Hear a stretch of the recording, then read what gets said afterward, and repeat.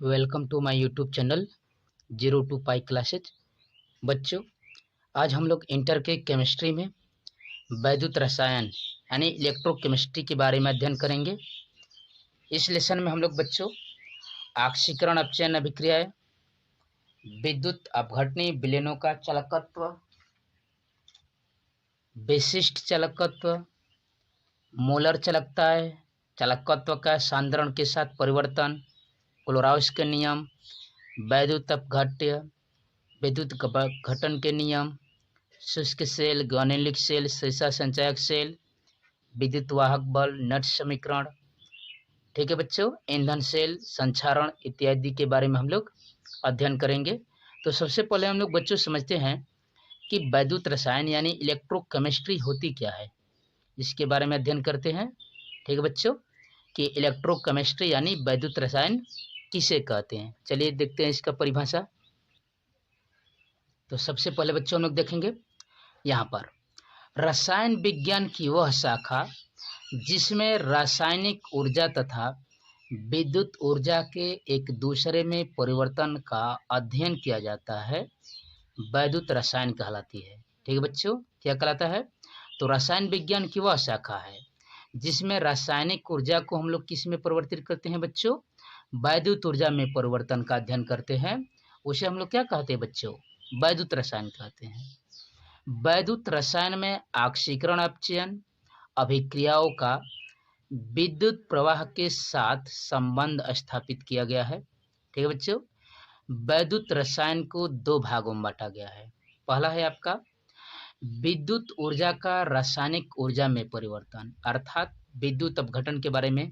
ठीक है बच्चों, दूसरा है रासायनिक ऊर्जा का विद्युत ऊर्जा में परिवर्तन अर्थात विद्युत वाहक बल के बारे में। ठीक है बच्चों, यहाँ पर देखेंगे विद्युत रसायन के अध्ययन को सुगमता से माने दो भागों में विभाजित किया जा सकता है। पहला क्या है बच्चों आपका? तो पहला है वैद्युत अपघटी विलयनों की चालकता और दूसरा है वैद्युत रसायन। ठीक है बच्चों, तो यहाँ पर हम लोग दो भाग है ए और बी, और ए और बी में यानी प्रथम खंड ए में हम विलयन के आयनों के गमन, विलयनों का विद्युत प्रवाह कर सकने का गुण का अध्ययन करेंगे, और विद्युत यहाँ पर जो बी वाले भाग है विद्युत रसायन में हम लोग रासायनिक ऊर्जा के आंतरिक परिवर्तनों के बारे में अध्ययन करेंगे। ठीक है बच्चों, यहाँ पर आंतरिक परिवर्तनों के बारे में अध्ययन करेंगे। चलिए अब एक एक भागों को पढ़ते हैं, देखते हैं। तो सबसे पहले हम लोग देखेंगे वैद्युत अपघट्यों के विलयन का चालकत्व यानी चालकता क्या होता है बच्चों। ठीक है, तो यहाँ पर देखेंगे वैद्युत अपघट्यों के जलीय विलयन में विद्युत प्रवाहित करने पर धात्विक चालकों में विद्युत प्रवाह की भांति ही ओम का नियम लागू होता है। ओम का नियम क्या है बच्चों? तो ओम के नियम के अनुसार किसी सुचालक के विभव भी एवं उसमें बहने वाली धारा आई तथा सुचालक के प्रतिरोध आर में निम्न संबंध होता है। क्या होता है बच्चों? भी बराबर क्या होता है? I R. या ओम का नियम है बच्चों भी बराबर आई आर। ठीक है, यहाँ से अब देखेंगे किसी विद्युत अपघट्य में विद्युत धारा प्रवाहित करने पर विलयन द्वारा धारा के प्रवाह में उत्पन्न किया गया अवरोध उस विलयन का प्रतिरोध है, रेजिस्टेंस कहलाता है। ठीक है बच्चों, इसे ओमेगा से प्रदर्शित किया जाता है तथा इसका मात्रक क्या होता है बच्चों? ओम होता है। विद्युत अपघट्यों द्वारा प्रवाहित यानी धारा में डाले गए प्रतिरोध की जगह उसके द्वारा प्रवाह में दी गई सहायता को उसका चालकत्व कंडक्टेंस कहते हैं के रूप में व्यक्त किया जाता है। यानी आप कह सकते हैं कि चालकत्व यानी G बराबर 1 में R, और R क्या है बच्चों आपका? यहाँ पर प्रतिरोध है। समझ रहे हैं ना बच्चों? R क्या है? प्रतिरोध है। चालकत्व का मात्रक क्या होता है? तो यहाँ पर ओम इनवर्स हो जाएगा, या इस प्रकार से जो ओम का जो साइन होता है इसका इनवर्स हो जाएगा, या इसे मोहो MHO महो। ठीक है, इससे हम लोग इसका मात्रक निकालते हैं। इसका SI मात्रक क्या होता है बच्चों? सीमेंस होता है, जिससे यस से हम लोग क्या करते हैं बच्चों? प्रदर्शित करते हैं। ठीक है बच्चों, इसे हम लोग क्या करते हैं? यस से प्रदर्शित करते हैं। ठीक है, तो यहाँ से आप कह सकते हैं कि किसी समान चालक का प्रतिरोध R उसकी लंबाई L के अनुक्रमानुपाती तथा उसके अनुप्रस्थ प्रतिच्छेद यानी क्रॉस सेक्शन के क्षेत्रफल A के व्युत्क्रमानुपाती होता है। अर्थात बच्चों क्या है यहाँ पर, तो R प्रोपोर्शनल है L के। L क्या है आपका, लंबाई है, यानी प्रतिरोध लंबाई का क्या होता है बच्चों, अनुक्रमानुपाती होता है। और क्रॉस सेक्शन के यानी अनुप्रस्थ काट के क्षेत्रफल यानी A के क्या होता है, व्युत्क्रमानुपाती। यानी कह सकते हैं कि R प्रोपोर्शनल यहाँ से L बट्टा में A होता है। ठीक है बच्चों, अब इन दोनों इक्वेशनों के द्वारा हम लोग एक समीकरण निकालते हैं। तो यहाँ से आप कह सकते हैं कि इस प्रोपोर्शनल को हटाएंगे तो एक कांस्टेंट लगाएंगे, और एक कांस्टेंट क्या है बच्चों, तो रो है, जिसको विशिष्ट प्रतिरोध भी कहते हैं। ठीक है बच्चों, क्या कहते हैं उसे, विशिष्ट प्रतिरोध कहते हैं। इस प्रोपोर्शनल को हटाएंगे तो यहाँ से क्या हो जाएगा बच्चों, अतः आप कह सकते हैं R और प्रोपोर्शनल हटा देंगे तो एक कांस्टेंट लगाएंगे जिसको प्रतिरोध यहाँ पर विशिष्ट प्रतिरोध कहते हैं, रो। तो ये हो जाएगा आपका बच्चों समीकरण R बराबर रो इंटू L बट्टा में A, और इसको इक्वेशन नंबर आप सेकेंड मान लेंगे। ठीक है बच्चों, इसको क्या मान लेंगे, इक्वेशन नंबर सेकेंड। जहां हम लोग देखेंगे क्या क्या है बच्चों, वेयर R क्या है तो प्रतिरोध है, रो क्या है तो विशिष्ट प्रतिरोध है, L क्या है तो सुचालक की लंबाई है, A क्या है तो सुचालक का क्षेत्रफल है। ठीक है बच्चों, यह आपका इक्वेशन है, समीकरण नंबर 2 है। अब इसमें यदि हम लोग मान लेते हैं कि L जो लंबाई है वो 1 सेंटीमीटर ले रहे हैं, तथा जो A है या क्षेत्रफल वह 1 सेंटीमीटर स्क्वायर ले रहे हैं, तब यहाँ से एक और एक रखेंगे तो बच जाएगा बच्चों R बराबर आपका रो। तब क्या कह सकते हैं बच्चों, अर्थात कह सकते हैं कि किसी इकाई लंबाई यानी 1 सेंटीमीटर तथा इकाई अनुप्रस्थ परिच्छेद यानी क्रॉस सेक्शन का जो क्षेत्रफल है 1 सेंटीमीटर स्क्वायर कि सुचालक का प्रतिरोध उसका विशिष्ट प्रतिरोध या प्रतिरोधकता कहलाता है। कब बच्चों, जब इन दोनों को हम लोग 1-1 सेंटीमीटर लेते हैं तब।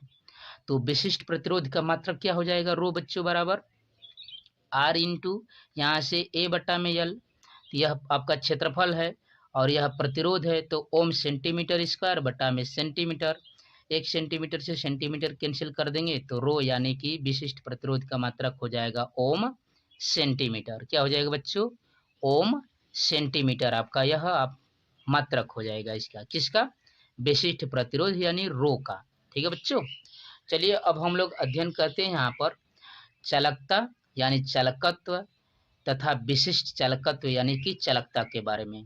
ठीक है बच्चों, इसके बारे में अध्ययन करते हैं। ये फार्मूले है बच्चों, इस पर न्यूमेरिकल अच्छे से पूछता है, इसलिए इसको अच्छे से तैयार करिएगा। ठीक है बच्चों, और 0 to पाई क्लासेज के चैनल के साथ जुड़िए बच्चों, इस परिवार के साथ जुड़िए। ठीक है बच्चों, चैनल 0 to पाई क्लासेज के चैनल को लाइक कीजिए, शेयर कीजिए, सब्सक्राइब कीजिए और इस परिवार के साथ जुड़िए। यहाँ पर 9, 10, 11, 12 की सभी विषयों की तैयारी अच्छे से कराई जाती है, सरल भाषा में कराई जाती है। ठीक है बच्चों, चलिए हम लोग देखते हैं यहाँ पर चालकत्व के बारे में अध्ययन करते हैं। तो यहाँ पर देखेंगे बच्चों चालकता या चालकत्व के बारे में, तो किसी चालक के प्रतिरोध का व्युत्क्रम उसका चालकत्व तथा उसके विशिष्ट प्रतिरोध का व्युत्क्रम उसका विशिष्ट चालकत्व यानी चालकता कहलाता है।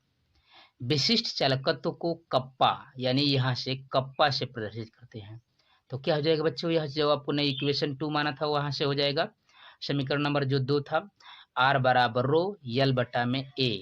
इसका व्युत्क्रम निकालेंगे बच्चों तो 1 बटा में R बराबर हो जाएगा 1 बटा में रो इंटू A बटा में L, यह आपका समीकरण नंबर 3 हो जाएगा। जहाँ 1 बटा में R क्या है बच्चों, चालकत्व है, G है, 1 बट्टा में रो क्या है, विशिष्ट चालकत्व यानी चालकता है, कप्पा है।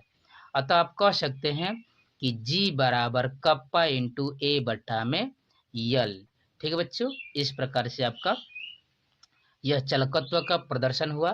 ठीक है बच्चों, आप यहाँ से चित्र देख सकते हैं, इससे ही आप समझ सकते हैं। इस प्रकार से यह आपका चित्र है, यहाँ पर यह इसका क्रॉस सेक्शन है, इसकी लंबाई को लिया गया है 1 सेंटीमीटर। ठीक है बच्चों, और यहाँ से A बराबर है आपका क्षेत्रफल 1 सेंटीमीटर स्क्वायर, यहाँ से तब कह सकते हैं जो कप्पा है वो जी के बराबर है। इस प्रकार से आप चालकत्व को प्रदर्शित कर सकते हैं। ठीक है बच्चों, चालकत्व के इस प्रकार से आप प्रदर्शित कर सकते हैं।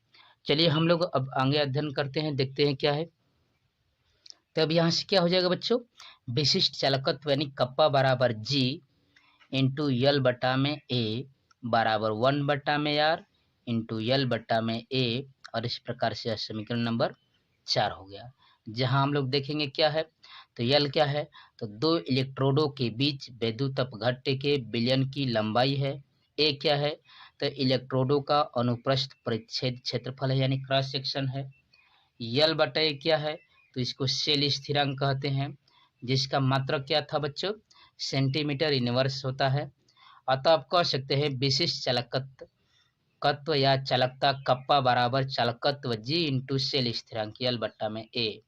ठीक है बच्चों, यहाँ से आप कह सकते हैं। यदि हम लोग यहाँ पर मात्रक, यहाँ पर इकाई मान लेते हैं यदि यल बराबर 1 सेंटीमीटर तथा जो ए है वह 1 सेंटीमीटर स्क्वायर है, यानी क्षेत्रफल जो है 1 सेंटीमीटर स्क्वायर है, तब क्या हो जाएगा बच्चों, यहाँ से यल बट्टा में ए बराबर 1 सेंटीमीटर इनवर्स हो जाएगा। और तब कह सकते हैं विशिष्ट जो चालकत्व है यानी चालकता है, जो कप्पा है वो चालकत्व के क्या है बच्चों, यहाँ पर बराबर है। तब यहाँ से क्या परिभाषा बनेगा बच्चों, क्या परिभाषा बनेगा, ऐसे दो इलेक्ट्रोड जिनका अनुप्रस्थ परिच्छेद क्षेत्रफल 1 सेंटीमीटर स्क्वायर हो तथा एक दूसरे से 1 सेंटीमीटर की दूरी पर हो, तो उनके बीच रखे वैद्युत अपघट्य विलयन का चालकत्व उसका विशिष्ट चालकत्व कहलाता है। क्या कहलाता है बच्चों, उसका विशिष्ट चालकत्व कहलाता है। अर्थात आप कह सकते हैं किसी वैद्युत अपघट्य के 1 सेंटीमीटर क्यूब विलयन का चालकत्व उसका क्या कहलाता है बच्चों, विशिष्ट चालकता या विशिष्ट चालकत्व होता है। ठीक है बच्चों, क्या होता है, विशिष्ट चालकत्व किसे, तो किसी वैद्युत अपघट्य के 1 सेंटीमीटर क्यूब विलयन का जो चालकत्व होता है वही उसका विशिष्ट चालकता कहलाता है या होता है।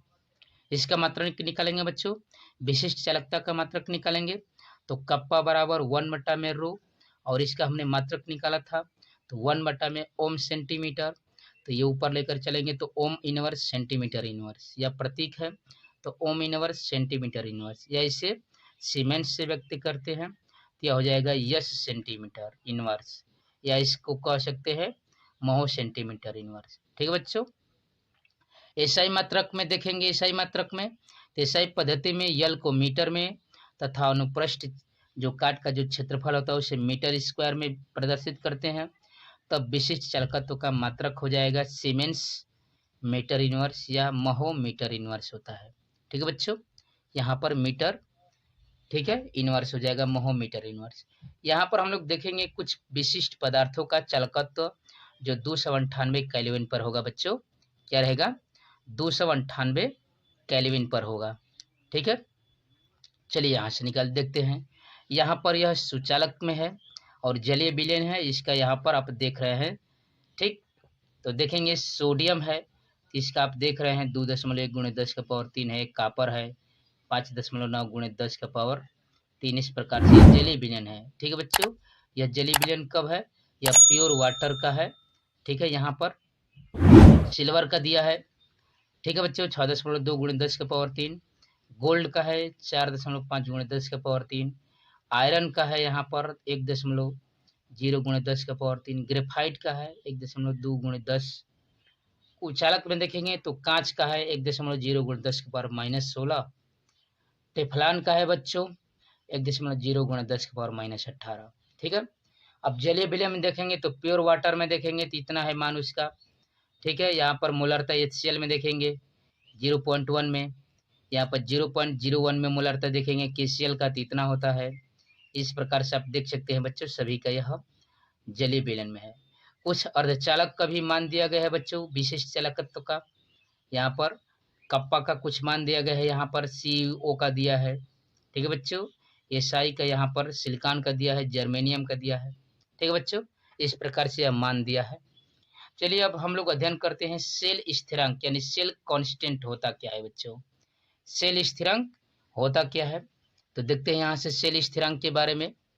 ठीक है, तो यहाँ से देखेंगे सेल स्थिरांक, तो किसी सेल के दो समांतर इलेक्ट्रोड के बीच की दूरी तथा इलेक्ट्रोड के अनुप्रस्थ परिच्छेद क्षेत्रफल का अनुपात शेल स्थिरांक कहलाता है। ठीक है बच्चों, अर्थात शेल स्थिरांक यक्स बराबर हो जाएगा यल बटा में ए।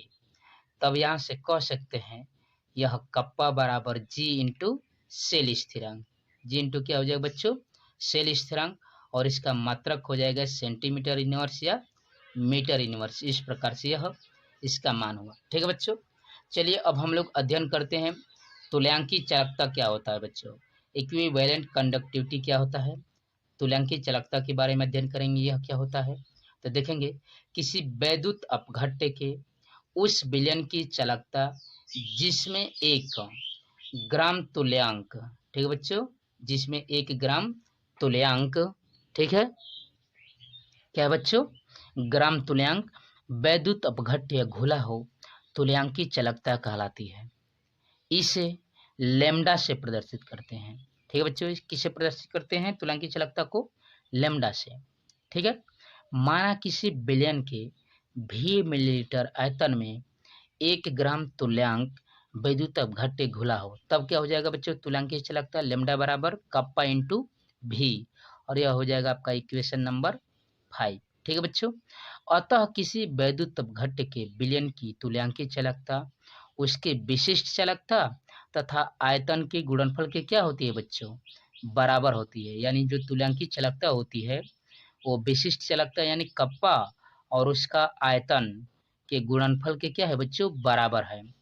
यहाँ से भी बराबर कह सकते हैं 1000 बटा में सी, ठीक बच्चों, या 1000 बटा में यन। तो यहाँ से निकाल सकते हैं लेमडा बराबर कप्पा इंटू 1000 बट्टा में सी, या कप्पा इंटू 1000 बट्टा में यन।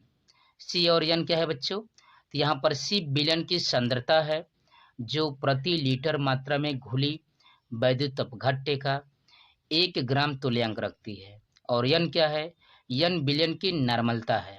ठीक है बच्चों, इसका मतलब क्या हो जाएगा, तो ओम इनवर्स सेंटीमीटर स्क्वायर तुल्यांक इनवर्स, या आप कह सकते हैं महो सेंटीमीटर स्क्वायर तुल्यांक इनवर्स, तथा इसका ऐसा ही मात्रक क्या हो जाएगा बच्चों, सीमेंस मीटर स्क्वायर तुल्यांक इनवर्स। ठीक है बच्चों, जो तुल्यांकी चालकता है लेमडा, उसे यहाँ पर डेल्टा, ठीक है बच्चों, यहाँ पर डेल्टा इक्यू, ठीक है बच्चों, इक्विवेलेंट से प्रदर्शित करते हैं, कभी कभी ऐसा भी होता है। ठीक है बच्चों, अब हम लोग मोलर चालकता यानी मोलर कंडक्टिविटी के बारे में अध्ययन करेंगे। ठीक है बच्चों, मोलर कंडक्टिविटी के बारे में अध्ययन करेंगे, देखते हैं यह क्या है। तो यहाँ से देखेंगे इसकी परिभाषा क्या हो जाएगा, तो किसी विद्युत अपघट्य के उस विलयन की चालकता जिसमें 1 ग्राम अणु विद्युत अपघट्य घुला हो, आणविक या मोलर चालकता कहलाती है। ठीक है बच्चों, माना किसी विलयन के भी मिलीलीटर आयतन में 1 मोल घुला है, तो क्या हो जाएगा, म्यू बराबर बच्चों, म्यू बराबर कप्पा इंटू भी, अभी हमने पढ़ा कप्पा इंटू भी, यहाँ से देख सकते हैं, तो कप्पा इंटू 1000 बट्टा में सी, या कप्पा इंटू 1000 बट्टा में यम। यम क्या है बच्चों, मोलरता है, जहाँ यम वैद्युत अपघट्य विलयन की मोलरता तथा सी क्या है, मोलर सांद्रता है। इसका मतलब क्या हो जाएगा बच्चों, तो ohm inverse centimetre square mole inverse, या mho centimetre square mole inverse. ठीक है, ऐसा ही मात्रक हो जाएगा siemens metre square mole inverse. इसे म्यू या लेमडा यम, ठीक है बच्चों, से प्रदर्शित करते हैं। इस प्रकार से विशेष रूप से देख सकते हैं बच्चों, क्या है आपका, जब विशिष्ट चालकता यानी चालकता कप्पा का मात्रक सीमेंस सेंटीमीटर इनवर्स तथा मोलरता मोल प्रति लीटर में हो, तब क्या हो जाएगा, लेमडा बराबर कप्पा इंटू 1000 बटा में सी का प्रयोग करते हैं, तब इस तरह से इसका सीमेंस मात्रक हो जाता है। लेकिन जब कप्पा का मात्रक सीमेंस मीटर स्क्वायर हो और मोलर सांद्रता मोल प्रति मीटर हो, तब क्या हो जाएगा, इस प्रकार से दिखाएंगे, के बाई सी का प्रयोग करेंगे, के बाई यानी कप्पा बाई सी का प्रयोग करेंगे, इस प्रकार से सीमेंट हो जाएगा। ठीक है बच्चों, इस प्रकार से आपने देखा यहाँ पर मोलर चालकता, तुल्यांकी चालकता के बारे में, विशिष्ट चालकता के बारे में। ठीक है बच्चों, अब हम लोग कुछ लोग उदाहरणों के बारे में अध्ययन करते हैं, उदाहरणों के बारे में देख लेते हैं कुछ। जो मोस्ट इम्पोर्टेंट है न्यूमेरिकल। ठीक है बच्चों, जैसे यहाँ पर एक है उदाहरण, कह रहा है कि 298 केल्विन पर एक 0.001 नॉर्मल वैद्युत अपघट्य विलयन का प्रतिरोध 210 ओम पाया गया। इसके मापन में प्रयुक्त सेल का सेल स्थिरांक ठीक है बच्चों 0.88 सेंटीमीटर इनवर्स पाया गया। विलयन का विशिष्ट चालकत्व तथा तुल्यांकी चालकता को अध्ययन करना है यानी ज्ञात करना है। तो हमने पहले इसके बारे में जो दिया इन्फॉर्मेशन उसको लिखेंगे बच्चों हल करने के लिए, सॉल्व करेंगे इस न्यूमेरिकल को। तो सबसे पहले हम लोग क्या करेंगे, यहाँ पर जो भी इंफॉर्मेशन दिया रहेगा उसको लिखेंगे। तो यहाँ पर दिया है बच्चों 0.01 नॉर्मल विलयन है, जिसमें आपका आर क्या है तो 200 आपका 10 ओम है, प्रतिरोध 210 ओम लिया गया है। ठीक है बच्चों, 210 ओम लिया गया है। तो यहाँ से देखेंगे बच्चों क्या हो जाएगा, यल बटा में ए बराबर सेल स्थिरांक का मान दिया था 0.88 सेंटीमीटर इनवर्स। विशिष्ट चालकता बराबर होता है बच्चों कप्पा बराबर 1 बटा में आर इंटू यल बटा में ए। तो यहाँ से कप्पा बराबर क्या हो जाएगा 1 बटा में 210, ठीक है बच्चों, इंटू आपका हो जाएगा 0.88। अब हल कर देंगे तो कितना हो जाएगा बच्चों 4.19 गुणे 10 की पावर -3 महो सेंटीमीटर इनवर्स। तुल्यांकी चालकता लेमडा बराबर होता है कप्पा इंटू 1000 बटा में एन। हमने अभी पीछे अध्ययन किया है बच्चों, यहाँ से रख देंगे मान, तो आपका कप्पा है आपका मान दिया है, ठीक है, तो इसका स्थान पर रख दीजिए 4.19 गुणे 10 की पावर -3 और इंटू यहाँ पर है आपका 1000 बटा में नॉर्मल दिया था 0.01 दिया था। ठीक है बच्चों, अब रख कर हल कर देंगे तो यह हो जाएगा आपका 419 महो सेंटीमीटर स्क्वायर, तुल्यांक इनवर्स हो जाएगा। ठीक है बच्चों, यह है आपका मोस्ट इम्पोर्टेंट न्यूमेरिकल था परीक्षा की दृष्टि से। और कुछ उदाहरण देख लेते हैं बच्चों, एक आधा और उदाहरण देख लेते हैं। ठीक है बच्चों, तो यहाँ पर उदाहरण देखेंगे दूसरा, तो दूसरा करा है किसी लवण के n/10 बिलियन का प्रतिरोध 32 ओम है। सेल के इलेक्ट्रोडों के बीच की दूरी 1.80 सेंटीमीटर तथा क्षेत्रफल 5.4 सेंटीमीटर स्क्वायर है। विलयन का विशिष्ट चालकत्व तथा तुल्यांकी चालकत्व ज्ञात कीजिए। ठीक है बच्चों, अभी हमने अध्ययन किया है विशिष्ट चालकत्व तुल्यांकी चालकत्व के बारे में। तो जो भी इंफॉर्मेशन दिया लिखते हैं बच्चों हल में, तो आर बराबर दिया है आपका 32 ओम प्रतिरोध, लंबाई दिया है आपका 1.80 सेंटीमीटर, क्षेत्रफल दिया है 5.4 सेंटीमीटर। तो कप्पा बराबर हमने पढ़ा 1 बटा में आर इंटू यल बटा में ए, मान रख दीजिए 1 बटा में 32 1.8 और रख देंगे। हल करेंगे तो कितना हो जाएगा बच्चों, यह 1 बटा में 96 यानी भाग देंगे 1 में 96 से, तो हो जाएगा आपका 0.01040 ओम इनवर्स सेंटीमीटर इनवर्स। ठीक है बच्चों, यह है आपका हो गया विशिष्ट चालकत्व। अब तुल्यांकी चालकत्व यानी लेमडा के बारे में इसका मान निकालते हैं। तो हम लोग जानते हैं कि लेमडा बराबर होता है कप्पा इंटू 1000 बटा में यन नॉर्मल, यन क्या है नॉर्मल है। तो कप्पा का मान क्या है बच्चों, तो यहाँ पर अब वही निकाला आपने 0.01041 गुणे या 1000 हो जाएगा, और नॉर्मलता क्या था 1/10 था बच्चों, n/10, या 10 ऊपर चला जाएगा तो इस प्रकार से हो जाएगा। तो इसको हल कर देंगे तो कितना हो जाएगा 104.2 ओम इनवर्स सेंटीमीटर स्क्वायर तुल्यांक इनवर्स।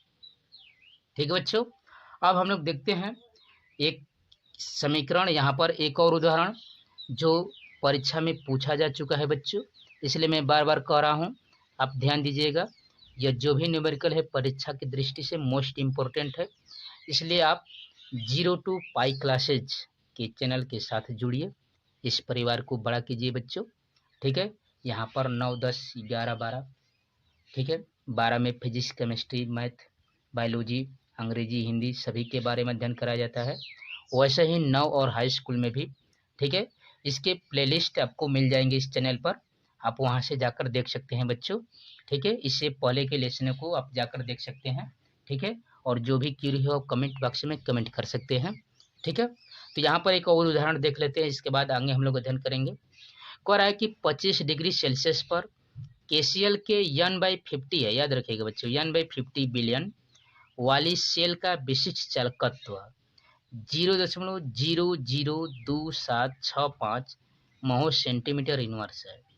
यदि सेल का प्रतिरोध 400 ओम हो तो सेल स्थिरांक की गणना करो। यह एक बार पूछा जा चुका है बच्चों, आप देख रहे हैं यहाँ पर पूछा गया है, समीकरण है, यहाँ पर न्यूमेरिकल है, ठीक है, यह पूछा गया न्यूमेरिकल है। तो जो भी इंफॉर्मेशन दिया है पहले इसको लिखते हैं हल में। तो दिया है N/50 बिलियन है, कप्पा बराबर दिया है विशिष्ट चालकत्व बराबर यानी चालकता बराबर 0.002756 महो सेंटीमीटर इनवर्स, ठीक है। और क्या दिया है तो आर प्रतिरोध दिया है 400। तो कप्पा बराबर हम लोग जानते हैं बच्चों 1/r इंटू यल बट्टा में ए, और यल बट्टा में ए को क्या कहते हैं बच्चों सेल स्थिरांक, ठीक है बच्चों, इसे क्या कहते हैं सेल स्थिरांक कहते हैं। तो कप्पा का मान रख दीजिए 1/r और आर का मान यहाँ पर रख देते हैं, और सेल स्थिरांक L/A को कहते हैं। और यही पूछ रहा था बच्चों सेल स्थिरांक की गणना करना था। अब हल कर देंगे तो इसका यहाँ पर बट्टा में 1 लेकर ऐसे गुणा कर देंगे, तिरछा तिरछा गुणा करेंगे, यह हो जाएगा सेल स्थिरांक बराबर 1.106 सेंटीमीटर इनवर्स, ठीक बच्चों। यह है आपका कुछ हमने न्यूमेरिकल देखा, जो तुल्यांकी चालकता, मोलर चालकता, विशिष्ट चालकता, ठीक है, और ठीक है बच्चों सेल स्थिरांक के बारे में हमने अध्ययन किया, ठीक है बच्चों, जो परीक्षा की दृष्टि से मोस्ट इम्पोर्टेंट थे। चलिए अब आगे हम लोग हेडिंग पढ़ते हैं, देखते हैं, ठीक है बच्चों, चलिए देखते हैं। चलिए बच्चों हम लोग पढ़ते हैं अब आयनों के स्वतंत्र अभिगमन हेतु कुलराउस का नियम के बारे में अध्ययन करते हैं। कुलराउस का नियम क्या था बच्चों, जो मोस्ट इम्पोर्टेंट है, ठीक है बच्चों, कुलराउस का नियम। तो देखेंगे कुलराउस ने अनंत तन्यता पर वैद्युत अपघट्यों के विलयन में आयनों की चालकताओं को स्पष्ट करने हेतु प्रयोगात्मक निरीक्षण से प्राप्त निष्कर्षों के आधार पर निम्नलिखित नियम दिया था। क्या नियम है बच्चों, तो यहाँ पर देखेंगे नियम उनका, वैद्युत अपघट्य के विलयन में अनंत तन्यता पर जहाँ विद्युत अपघट्य पूर्णतः आयनित हो जाता है, आयनों के मध्य अंतरा आयनिक आकर्षण बलों का मान नगण्य होता है, ठीक है बच्चों।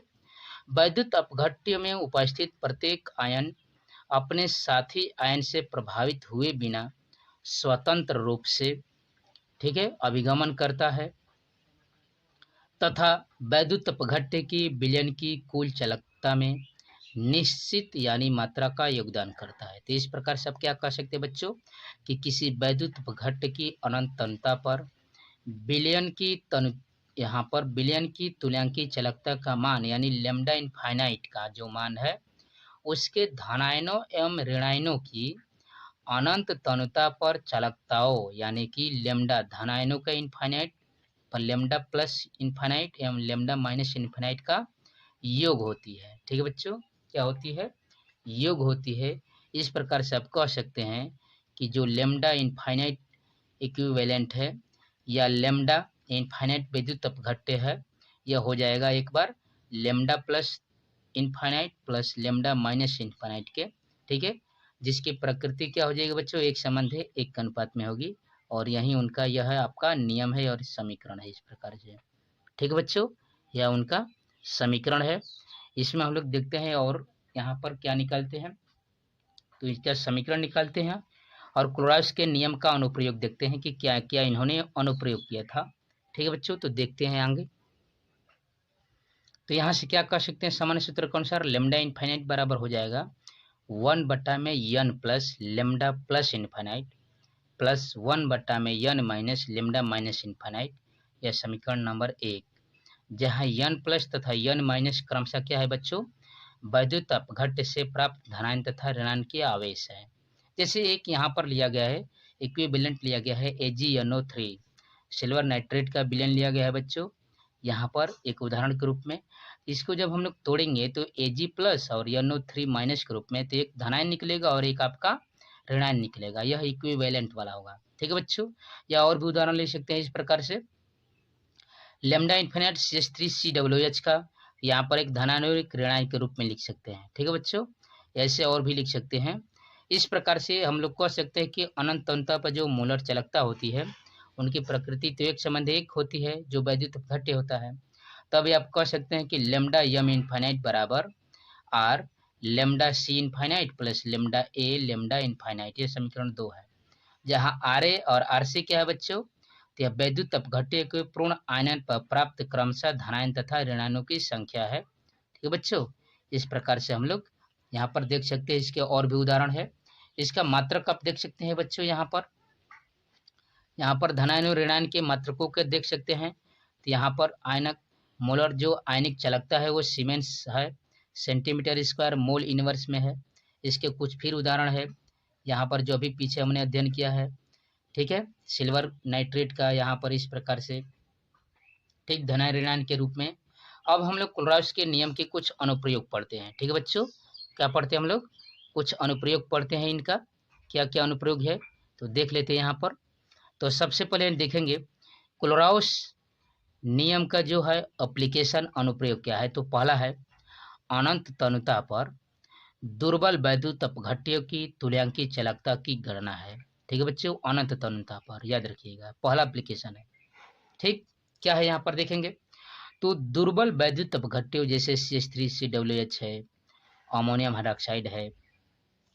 ठीक है, अनंत तनुता पर तुल्यांकी जो चालकता होती है, लैम्डा इनफाइनाइट का निर्धारण तुल्यांकी चालकता। ठीक है बच्चों, लैम्डा वर्सेज यहाँ पर सांद्रता सी का जो वक्र है आप देख सकते हैं 3.4 में अभी दिखा रहा हूँ बच्चों, आप देख सकते हैं यहाँ पर 3.4। ठीक है बच्चों, 3.4 यहाँ पर आपका है, इस प्रकार से देख रहे हैं। यही जो आपका है 3.4। ठीक है बच्चों, ये आपका 3.4 आप देख सकते हैं इस प्रकार से, यही 3.4 में उसने दिखाया है। ठीक है बच्चों, यह है आपका CH3COOH की मोलर चालकता और सांद्रता में जो संबंध है यह दिखाया गया है आपका। ठीक है, यही 3.4 है जो दिखाया गया इस प्रकार से। ठीक है बच्चों, यह आपका था। ठीक है, यहाँ पर प्राप्त नहीं किया जा सकता, जबकि प्रबल वैद्युत अपघट्य की लैम्डा इनफाइनाइट का मान ज्ञात किया जा सकता है। ठीक है, दुर्बल वैद्युत अपघट्यों की लैम्डा इनफाइनाइट का मान कोलराउस नियम द्वारा प्राप्त करते हैं। उदाहरण के रूप में यहाँ पर CH3COOH की अनंत तनुता पर तुल्यांकी चालकता लैम्डा इनफाइनाइट की गणना प्रबल वैद्युत अपघट्यों जैसे HCl है, NaCl है, CH3COOH Na है कि तुल्यांकी चालकताओं के मान से ज्ञात कर सकते हैं। इस प्रकार से सोडियम एसीटेट और यहाँ पर HCl का जब हम लोग रिएक्शन कराएंगे तो CH3COOH, ठीक है, और प्लस NaCl प्राप्त होगा। ठीक, इस प्रकार से आप आपने देखा, यह पहला था बच्चों उनका एप्लीकेशन। आगे बढ़ते हैं, देखते हैं दूसरा। देखेंगे दुर्बल वैद्युत अपघट्यों के वियोजन की मात्रा की गणना पर एप्लीकेशन कोलराउस में क्या हो जाएगा, दुर्बल वैद्युत अपघट्यों के वियोजन की मात्रा की गणना पर हो जाएगा। देखेंगे यहाँ पर तो दुर्बल वैद्युत अपघट्य की मोलर चालकता उसकी वियोजन की मात्रा पर निर्भर करती है।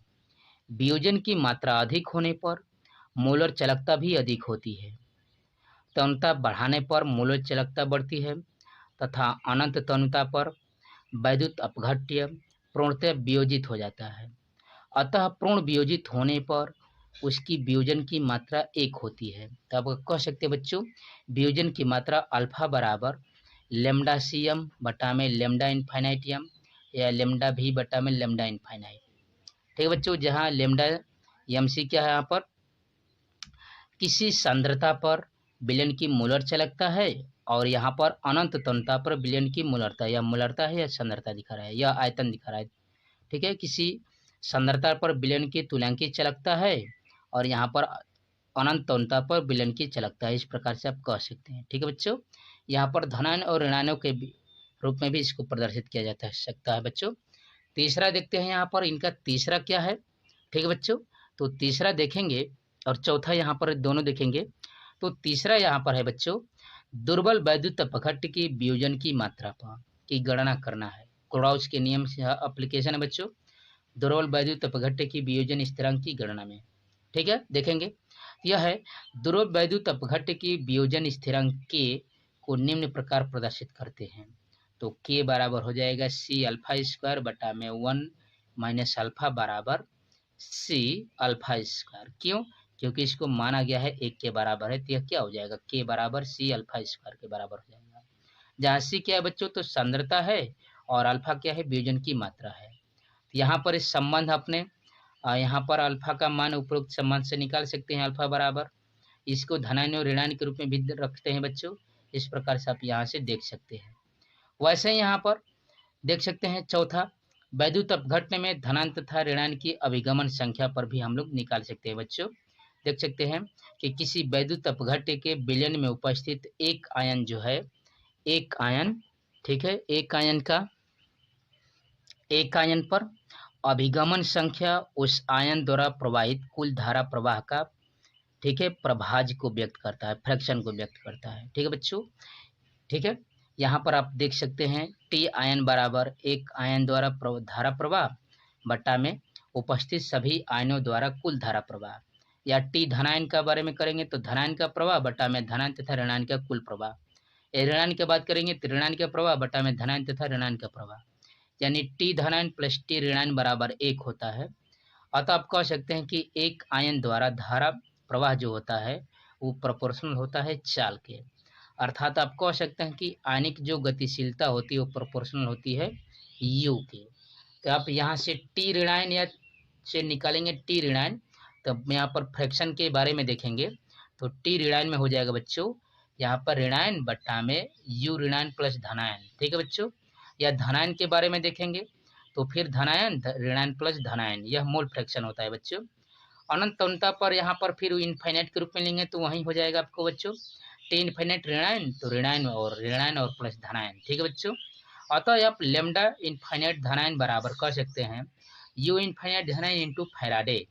ठीक है बच्चों, और लेमडा इनफाइनाइट ऋणायन क्या कर सकते हैं, यू इनफाइनाइट ऋणायन इंटू फैराडे। चलिए इसके कुछ हम लोग देखते हैं बच्चों, यहाँ पर न्यूमेरिकल इसका देख लेते हैं एक। ठीक है बच्चों, इसका हम लोग एक न्यूमेरिकल देख लेते हैं जो मोस्ट इम्पोर्टेंट है बच्चों। देख लेते हैं इसका एक न्यूमेरिकल। तो यहाँ पर कह रहा है कि निम्न आंकड़ों की सहायता से अनंत अनंता पर कैल्शियम क्लोराइड तथा मैग्नीशियम सल्फेट की आणविक चालकता ज्ञात कीजिए। यहाँ पर दिया है बच्चों, यहाँ पर मोलरता इनफाइनाइट पर कैल्शियम 2+ आयन का दिया है इतना 119, यहाँ पर मोलरता इनफाइनाइट पर क्लोरीन आयन का दिया है, यहाँ पर मैग्नीशियम 2+ आयन का दिया है और सल्फेट 2+ आयन का दिया है यहाँ पर। ठीक, तो क्लोराइड का नियम से हम लोग जानते हैं, इसको तोड़ेंगे तो एक धनायन और एक ऋणायन के रूप में टूटेगा बच्चों।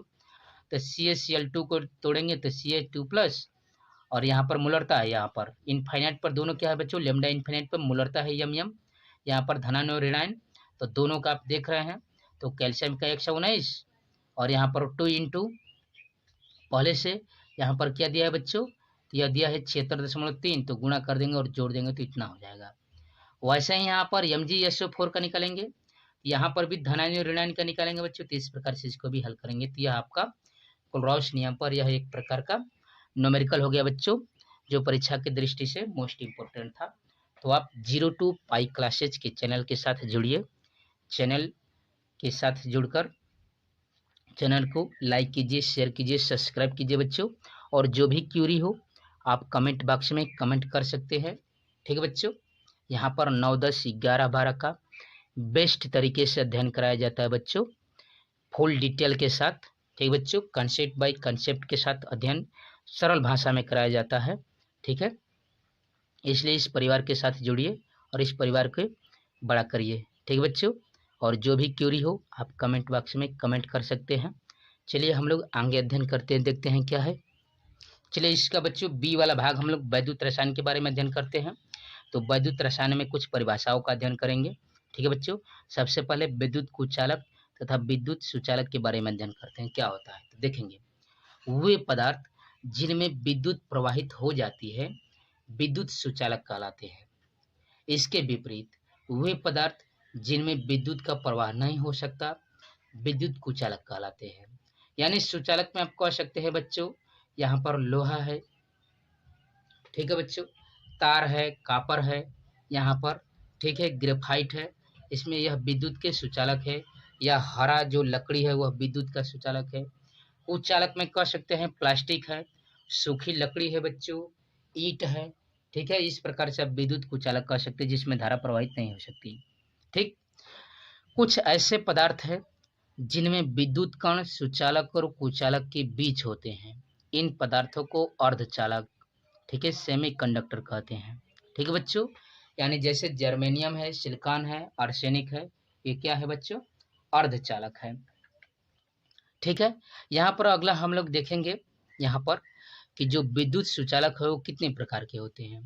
तो विद्युत सुचालक कितने प्रकार के होते हैं बच्चों, दो प्रकार के होते हैं। एक होता है आपका धात्विक सुचालक और दूसरा होता है आपका क्या होता है, विद्युत अपघटनिक कुचालक। ठीक है, सुचालक के बारे में अध्ययन करें बच्चों। ठीक है, तो चलिए हम लोग निकाल लेते हैं, यहाँ से देख लेते हैं परिभाषा इसका, धात्विक चालकता के बारे में, सुचालक के बारे में।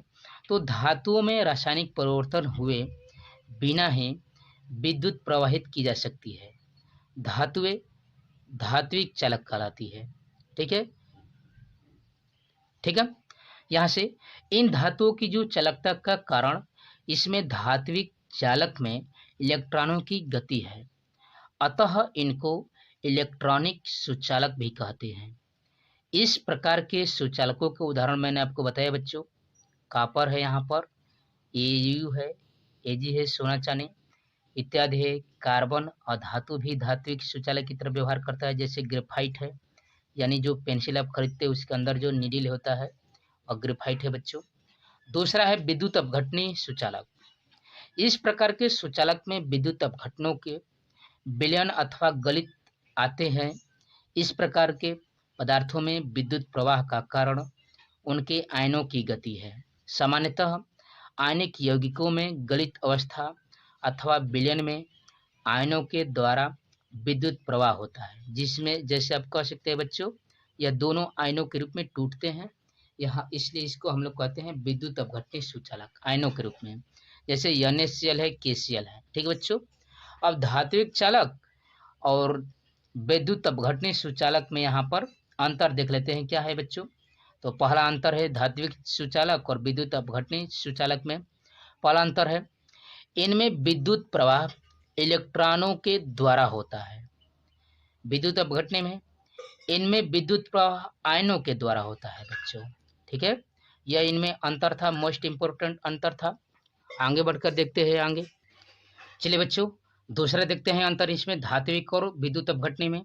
तो दूसरा है धात्विक सुचालकों में विद्युत प्रवाहित करने पर केवल भौतिक परिवर्तन होता है, धात्विक में।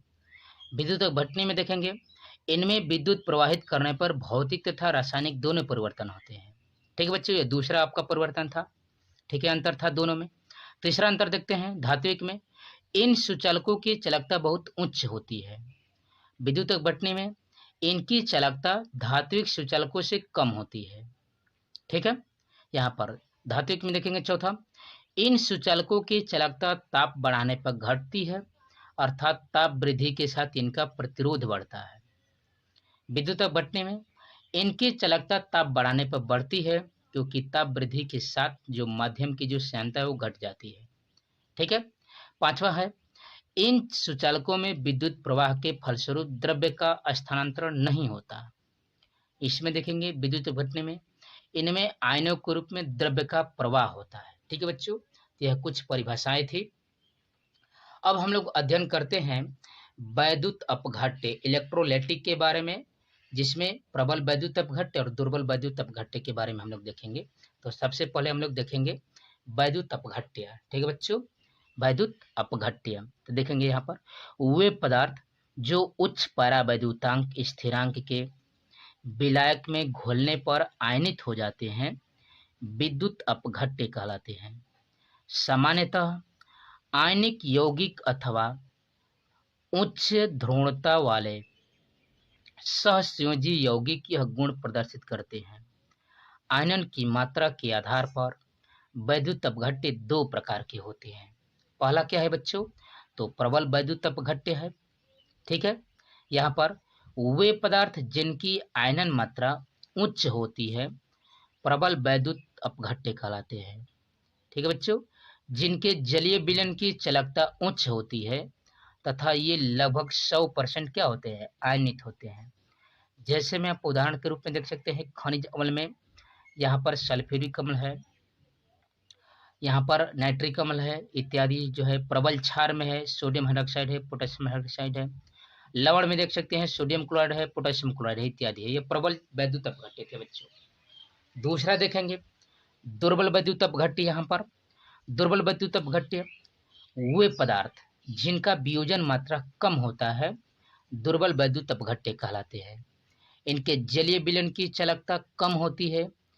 इसका जो उदाहरण है निम्नलिखित है आपका बच्चों, अकार्बनिक है HCN, ठीक है, H3BO3 H2CO3, यह अकार्बनिक था।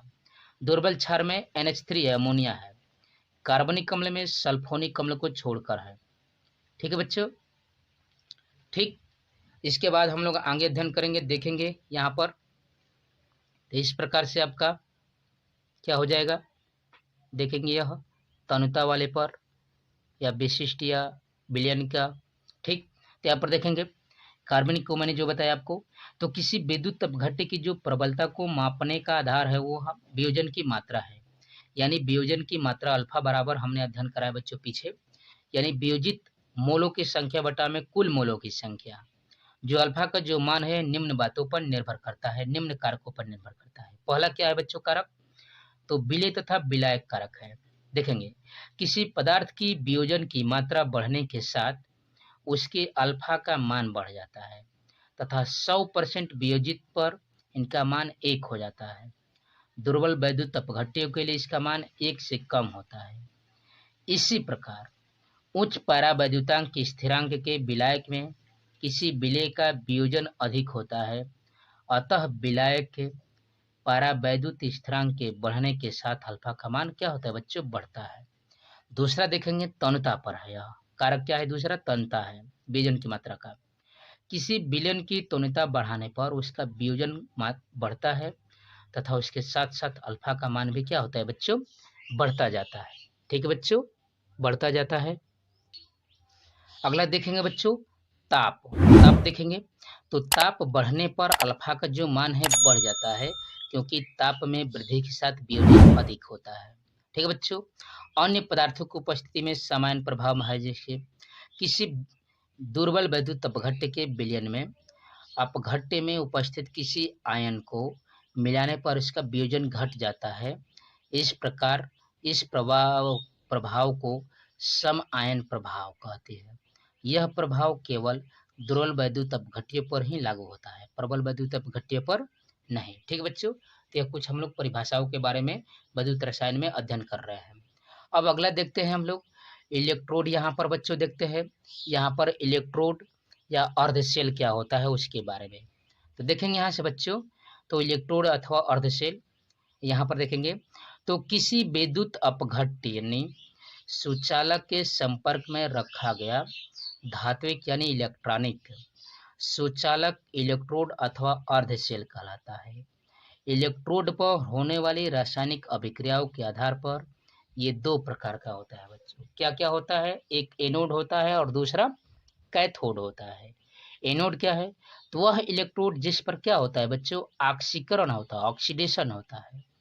कैथोड क्या होता है बच्चों, तो वह इलेक्ट्रोड जिस पर अपचयन होता है यानी रिडक्शन होता है।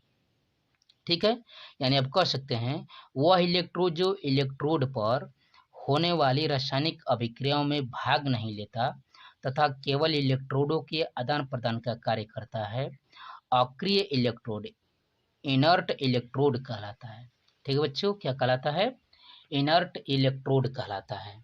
अब हम लोग देखेंगे इलेक्ट्रोड विभव के बारे में क्या होता है बच्चों। इलेक्ट्रोड विभव अगला परिभाषा देखेंगे। यहाँ पर इलेक्ट्रोड विभव क्या होता है, तो यहाँ पर इलेक्ट्रोड विभव इलेक्ट्रोड पोटेंशियल के बारे में देखेंगे। तो जब कोई इलेक्ट्रॉनिक सुचालक विद्युत अपघटनी सुचालक के संपर्क में आता है तो दोनों के संपर्क में आने वाली सतहों के बीच एक विभवांतर स्थापित हो जाता है, जिससे इलेक्ट्रोड का इलेक्ट्रोड विभव अथवा अर्धशेल का विद्युत वाहक बल यानी इलेक्ट्रोमोटिव फोर्स कहती है। मोस्ट इंपोर्टेंट है बच्चों इलेक्ट्रोड विभव। यानी कह सकते हैं कि ई सेल बराबर ई एनोड प्लस ई कैथोड होता है। क्या होता है बच्चों, ई सेल बराबर ई एनोड प्लस ई कैथोड। ठीक है बच्चों, चलिए यहाँ पर तब विद्युत वाहक बल क्या, इलेक्ट्रोमोटिव फोर्स क्या है, तो सेल के दो इलेक्ट्रोडों के विभवों का बीजगणितीय योग सेल का विद्युत वाहक बल कहलाता है बच्चों। बीजगणितीय योग क्या कहलाता है, उसका विद्युत वाहक बल यानी इलेक्ट्रोमोटिव फोर्स कहलाता है। ठीक है बच्चों। अब सेल क्या होता है, तो सेल के बारे में देखेंगे अगला परिभाषा।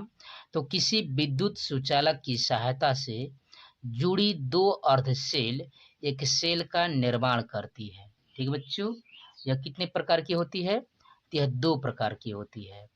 क्या यहाँ पर देखेंगे, अर्ध सेल का जब हम लोग किसी से सुचालक की सहायता से जब जोड़ देते हैं दो अर्ध सेल को, उसे ही हम लोग सेल कहते हैं।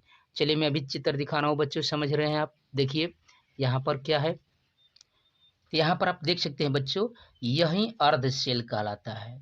यही अर्ध सेल है बच्चों, विद्युत बटनी सेल है और यह रासायनिक सेल है। दो प्रकार का है। यह आपका एनोड कैथोड के रूप में है, यह सॉल्यूशन है कोई बच्चों। यहाँ पर पार्शियल है, अलग अलग किया गया है। यहाँ पर यह रासायनिक है और यह विद्युत अपघटनी है। यहाँ पर इस प्रकार से इसी के बारे में कह रहा था कि सेल क्या है, तो उस विद्युत सुचालक की सहायता से जुड़ी हुई दो अर्धसेलों को ही हम लोग क्या कहते हैं बच्चों, इसी युक्ति को ही हम लोग क्या कहते हैं, सेल कहते हैं। यह कितने प्रकार का होता है बच्चों, दो प्रकार का। एक होता है विद्युत अपघटनी सेल, इलेक्ट्रोलाइटिक सेल। इसका परिभाषा क्या है, तो इस प्रकार के सेल आप चित्र में देख रहे हैं बच्चों में विद्युत की सहायता से विद्युत अपघट्य का विद्युत अपघटन किया जाता है। इस प्रकार के सेल में विद्युत ऊर्जा का रासायनिक ऊर्जा में रूपांतरण होता है। दूसरा देख रहे हैं रासायनिक यानी विद्युत रासायनिक सेल, इलेक्ट्रोकेमिकल सेल क्या होता है, तो वह युक्ति जिसमें रासायनिक ऊर्जा को विद्युत ऊर्जा में क्या किया जाता है बच्चों, रूपांतरण किया जाता है, उसे रासायनिक सेल कहते हैं। यानी आप इस चित्र में देख रहे हैं इसे रासायनिक सेल कहेंगे और इसे क्या कहेंगे, विद्युत अपघटनी सेल कहेंगे। ठीक है बच्चों। अब इन दोनों में अंतर हम लोग पढ़ लेते हैं बच्चों, इन दोनों में अंतर क्या होता है। ठीक है बच्चों, तो यहाँ पर अंतर हम लोग देखेंगे। तो अंतर क्या है बच्चों, तो सबसे पहले विद्युत अपघटनी सेल और रासायनिक सेल में अंतर क्या है, तो दो भाग यहाँ पर है बच्चों। अब कॉपी और कलम लेकर अच्छे से इसको अध्ययन करते रहिए बच्चों, नोट्स बनाते रहिए, तैयारी करते रहिए। ठीक है बच्चों, इस 02 पाई क्लासेज के साथ जुड़कर। ठीक है बच्चों, यहाँ पर देखेंगे अंतर।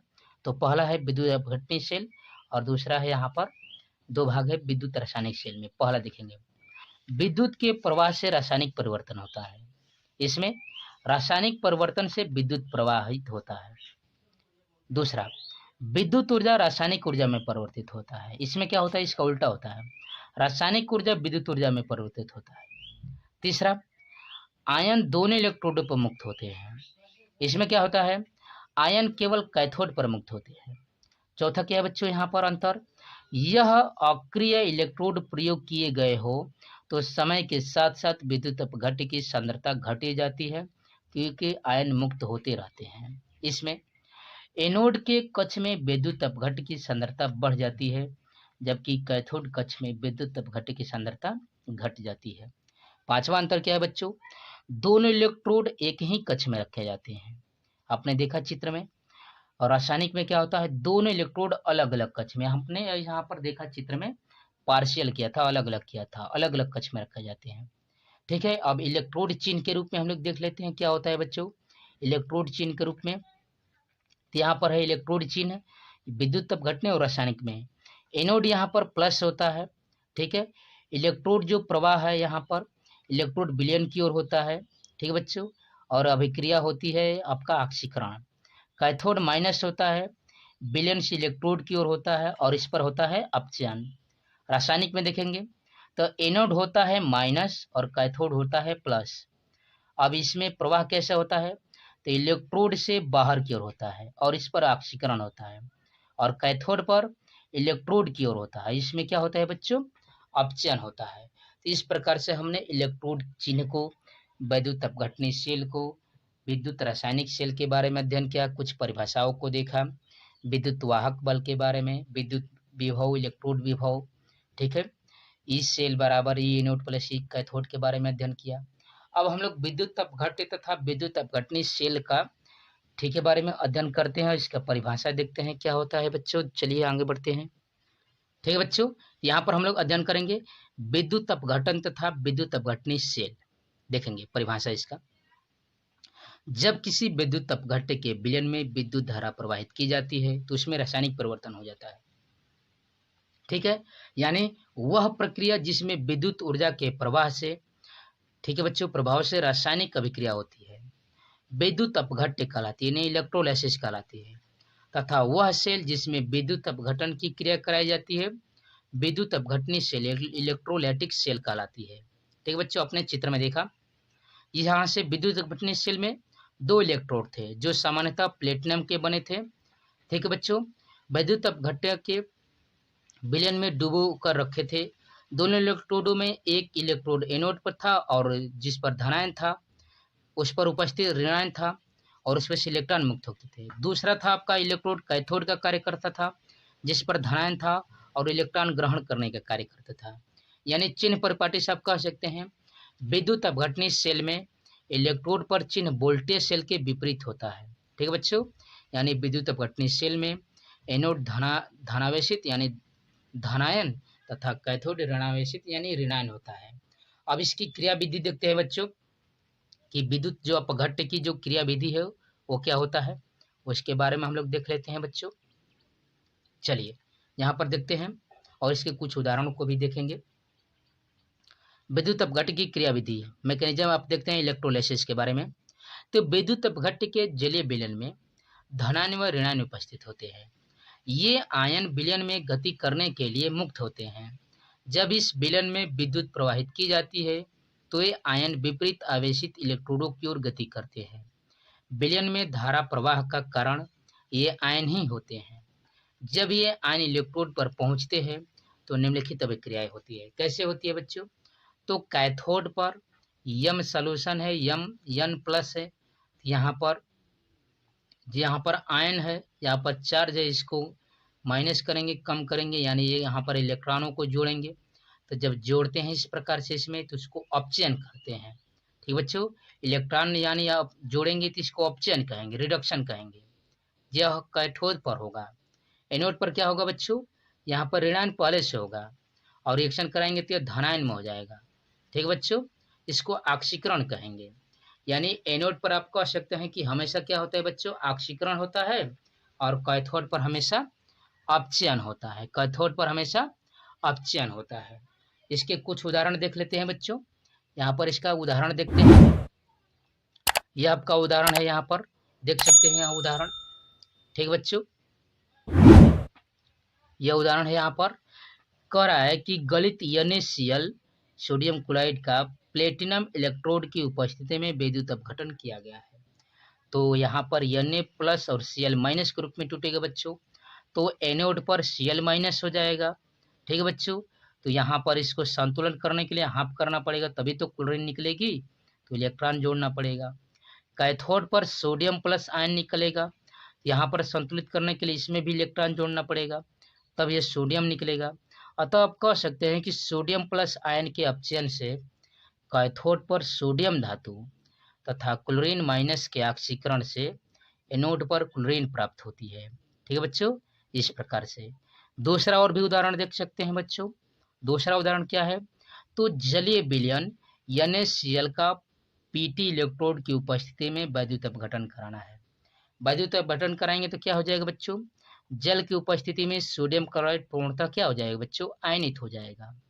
जब आयनित होगा तो क्या क्या हो जाएगा बच्चों, तो NaCl को हम लोग जब घोलेंगे जल में तो यह Na प्लस और Cl माइनस के रूप में यह आयनित हो जाएगा, टूट जाएगा।